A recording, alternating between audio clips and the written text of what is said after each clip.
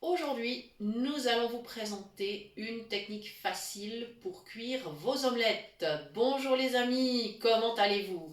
Bienvenue sur notre chaîne Cuisine pratique pour les non-voyants, chaîne sur laquelle les personnes valides sont également les bienvenues. Voilà, alors la recette du jour, eh bien c'est une omelette moelleuse au four. C'est très facile, je vous explique toutes les étapes et les ingrédients.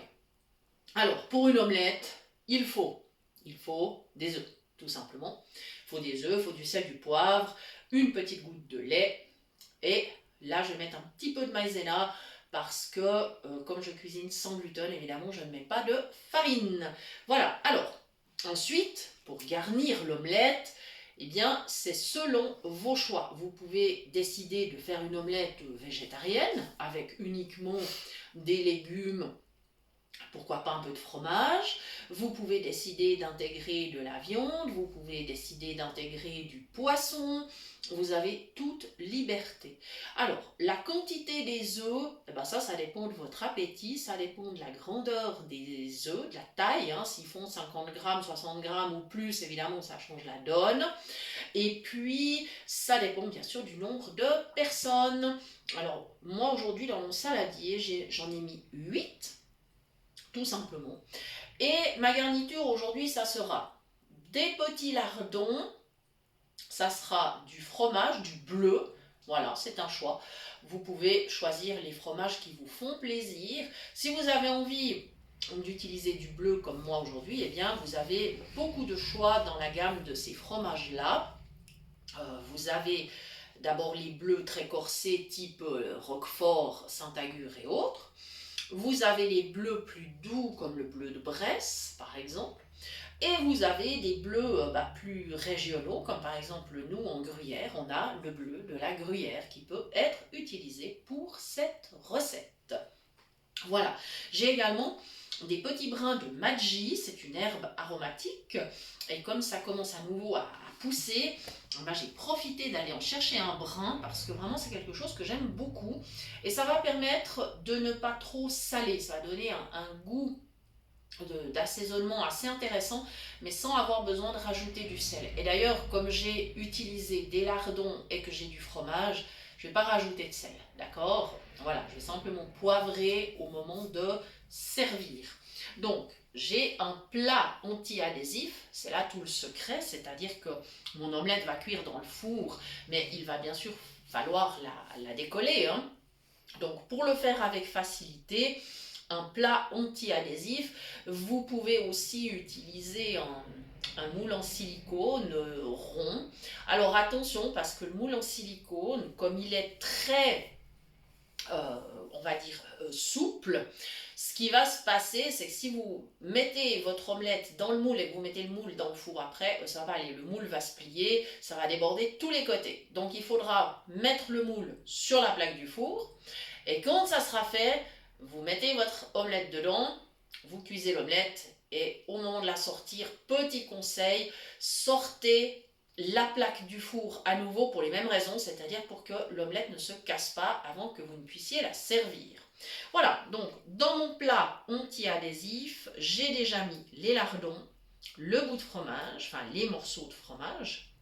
Alors pour les répartir facilement, les lardons c'est simple, on fait avec les mains, on les répartit. Le fromage, on coupe des morceaux, on fait le tour du plat et ensuite on termine par le centre. Ça permet d'en avoir un petit peu partout dans le plat. Et maintenant je suis en train de prélever mes petites feuilles de madji. Vous pouvez mettre tout autre chose, si vous préférez mettre du persil, de la ciboulette, ce que vous voulez, ou d'autres petites herbes qui vous feraient plaisir.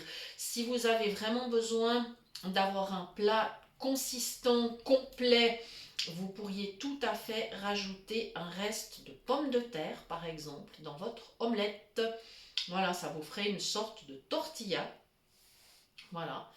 Et en fait, la cuisson au four est nettement plus facile que dans la poêle, en tout cas quand on ne voit pas, parce que c'est pas toujours évident à tourner, à manipuler. Donc vraiment, dans le plat au four, c'est beaucoup plus facile. Voilà, mes petites herbes, c'est bon. Il va me rester maintenant à battre mes œufs. Il faut que j'ajoute une goutte de lait. besoin d'en mettre beaucoup. Juste ce qu'il faut. Voilà, j'avais préparé certaines choses d'avance, mais évidemment, je travaille quand même un petit peu devant la caméra, sinon vous allez vous dire que c'est vraiment... c'est pas logique. Voilà. À l'oreille, c'est tout bon. Il y a suffisamment de lait. Je vais aller rajouter ma cuillère de maïzena également. Et ensuite, un autre petit secret que je vais vous partager. Pour que l'omelette soit bien moelleuse. Alors, je dois aller chercher une cuillère à soupe. Et voilà. La maïzena dans l'armoire. Là, voilà. Toujours faire attention avec les buffets en hauteur, c'est de chaque fois bien les refermer afin de ne pas se cogner la tête dedans. Ça, c'est aussi quelque chose qu'on apprend quand on ne voit pas.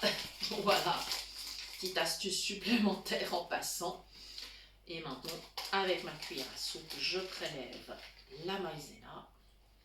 Je me positionne au-dessus du saladier, je tourne. C'est bon. Une seule va suffire. Hein. Voilà, c'est une omelette, hein. C'est pas un flan pâtissier, hein, on est bien d'accord. Voilà.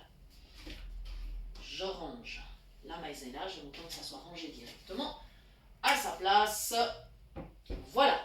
Et alors la petite astuce pour le moelleux de cette omelette, c'est que je vais utiliser un mixeur plongeant qui va permettre un peu de faire mousser mes œufs. Voilà, c'est ça le petit secret qui donnera vraiment le moelleux. Alors si vous n'avez pas de mixeur plongeant, c'est pas grave. Vous avez peut-être un mixeur avec une cuve, un blender, vous pouvez vous en servir, c'est pas un souci.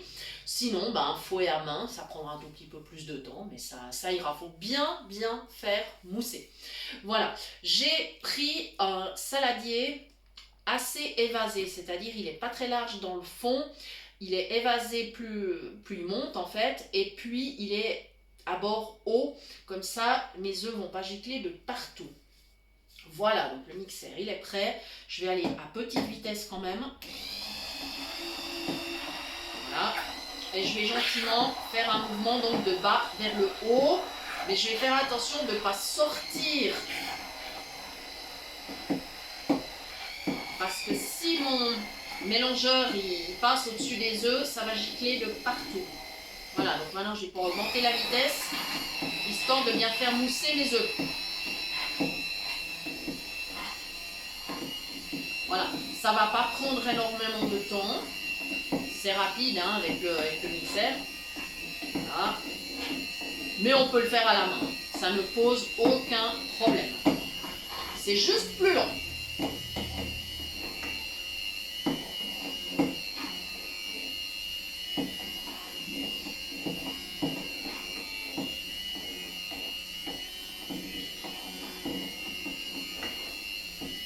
On va faire une mini pause parce que là c'est pas très intéressant cette étape, donc on se retrouve dans quelques instants. Nous voilà, le bruit a cessé, les œufs sont bien montés, ils ont bien moussé, ils sont quasiment jusqu'au bord du saladier en haut, donc je vais devoir faire très attention en les versant dans le plat. C'est cette étape maintenant. Donc là, je vous précise bien, si vous avez un moule souple, vous le mettez déjà sur la plaque du four. Hein. Voilà, c'est pas le cas. Moi, mon moule, il est très, il tient, donc j'ai pas de souci. Donc je vais me positionner au-dessus. Alors je le fais lentement, comme toujours, et je verse en douceur.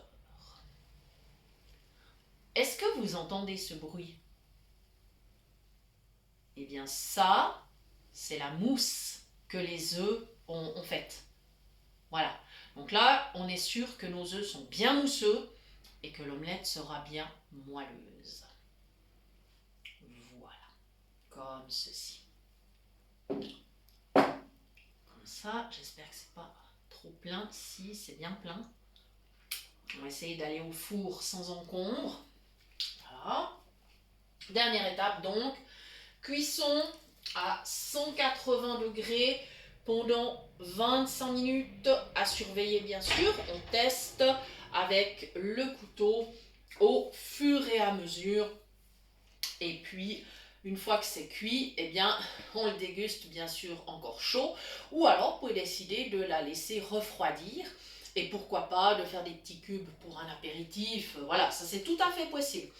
Là c'est un plat principal, je vais préparer une salade verte pendant le temps de cuisson, et puis ça peut être une entrée, voilà, ça c'est à vous de voir, donc soit entrée, plat principal, apéro, à vous de voir, à vous de décider, vous la mangez chaude ou froide.